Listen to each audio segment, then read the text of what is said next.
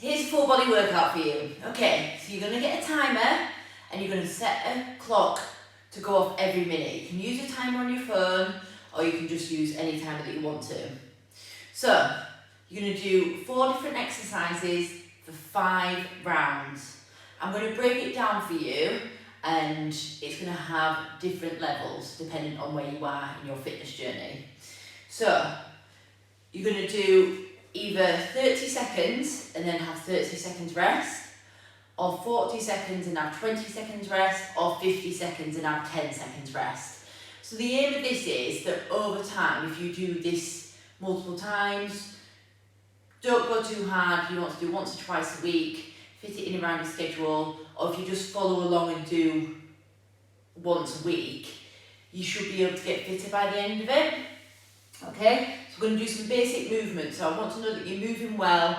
I'm really up on my points of performance, so I need to make sure that you're moving correctly. So your first movement, it's going to be really simple stuff. So you can do 4 exercises, a minute's worth of work really, and rest, and 5 rounds. So the first one is going to be a squat. So your feet want to be in your squat positions, whether that's slightly narrower. Usually it's around hip distance apart. Knees tracking over toes, chest is up, and your bum goes back. Now, if you can't get ass to grass like that, don't worry. If your squat looks like this, comfortably, that's fine. 2 key things. You want to keep your heels flat on the floor at all times. And also, your knees want to go out and your chest wants to stay as tall as possible. Some of you will fold forward, but that's absolutely fine. And you just go to your depth, whatever that is, as low as you can get it comfortably. If you do struggle, you can get a bench or a chair or anything you have at home and squat to that for a bit of feedback. So that's really high for me. So you might want something slightly lower, a chair a bit lower for a bit of feedback, but you're not sitting down on it and getting up. You just tap, tap. Okay? In that minute, so it's whether it's 30, 40 or 50 seconds, you want to be moving well, breathing, taking deep breaths. By the end of the 50 seconds, you don't want to be absolutely dying.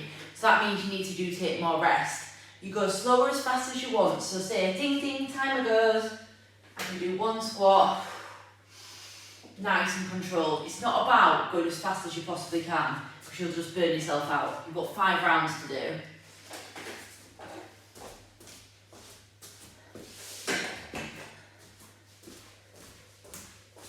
Exercise 2 is going to be your shoulder taps.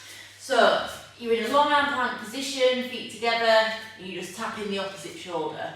If that's too challenging, go onto your knees. Absolutely fine.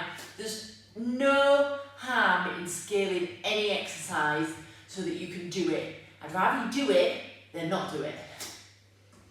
Okay? Alright? 30, 40, 50 seconds. Your next one is going to be your heel taps. So you're lying on your back, flat on your back, and your hands by your side, you're just squiggling over, that's the word. Shoulder blades are up, you're cleaning the floor blade basically. If your feet are really close and it's too easy, put your feet a bit further away. You want to feel this in your abdomen here, this is for your abs, nice, slow and controlled. Don't be dragging yourself around, that's when you get injured.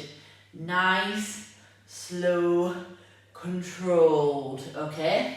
And then your last one is going to be a bit more cardio-y.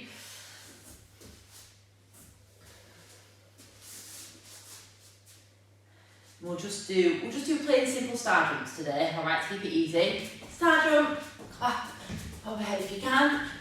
If that's too hard and you can't jump, you can just do a side step, side step, side step, side step, okay?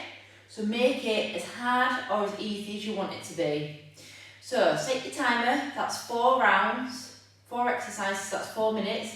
If you do that 5 rounds, that's 20 minutes. You've done 20 minutes of exercise, easy, at home, outside. Let me know when it's done. Well done.